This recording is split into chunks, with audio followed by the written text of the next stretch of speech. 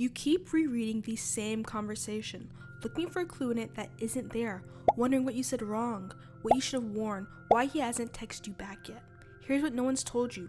None of that is what's keeping him away. What's keeping him away is the version of yourself you've been unconsciously assuming this whole time. Today, I'm giving you the exact steps to assume a different one. By the end of this video, you'll know exactly what to do the moment you close your eyes tonight. You've probably tried the vision board, the affirmations in the mirror. Maybe you've even manifested other things before, but love feels slippery, like it depends on someone else saying yes. It doesn't. It depends on you. And that's the best news you'll hear all week, because you are the only thing you're always in control of. This is a how-to video, so I'm not going to keep you waiting on the method. If you're done waiting and ready to actually live like this, hit subscribe so you're here for the rest of this series, and drop a comment telling me what you're calling in. I read every single one. Now, let's get into it. One belief to drop before we start is that you think you're manifesting a person. You're actually manifesting a version of yourself, and the relationship is just what that version looks like from the outside. The woman who already has what you want isn't checking his last scene or auditioning for his love. She isn't lucky. She simply assumed a different identity than the one you're living right now, and her world has no choice but to match it. So the work was never out there in his behavior. It's in here, in what you quietly believe you're worthy of. Once that shifts, everything downstream of it shifts as well. Here's exactly how you change it tonight using a technique called SATS, or the state akin to sleep.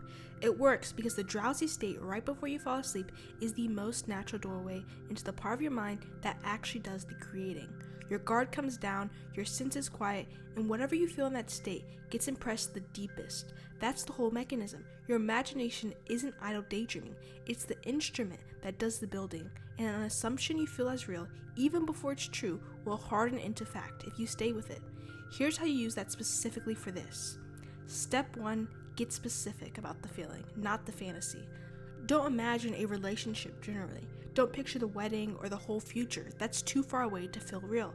Ask yourself, how would it feel if I already had this? Safe, chosen, at ease, the way you are with someone who clearly isn't going anywhere? That feeling is what you're assuming tonight, not a list of features about him. Step 2, build one small ordinary scene. Pick a single moment that could only happen after you already had this relationship. Not the proposal, something quiet. He reaches for your hand without thinking about it. You're cooking together and he comes up behind you.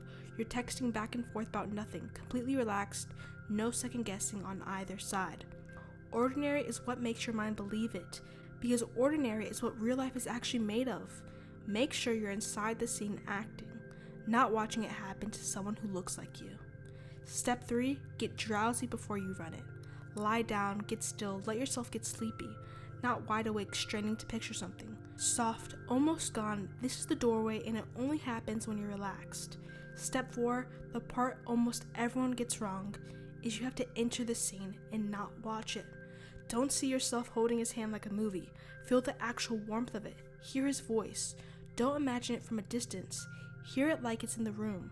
Feel your own body inside the moment, here, now. That's the entire difference between visualizing, which doesn't move anything, and experiencing, which is what actually gets impressed on the part of your mind that builds your outer world. Step 5, keep it short and let it loop until it feels like a memory. One small action replayed gently again and again until it stops feeling invented and starts feeling like something you're remembering instead of imagining. Some women add a quiet phrase underneath it, something as simple as thank you, thank you, thank you, said the way you'd say it if it had already happened. Let that carry you the rest of the way into sleep, and don't get up afterward to check your phone or look for proof. Let that feeling be the last thing you feel before you're gone. That's the technique, start to finish.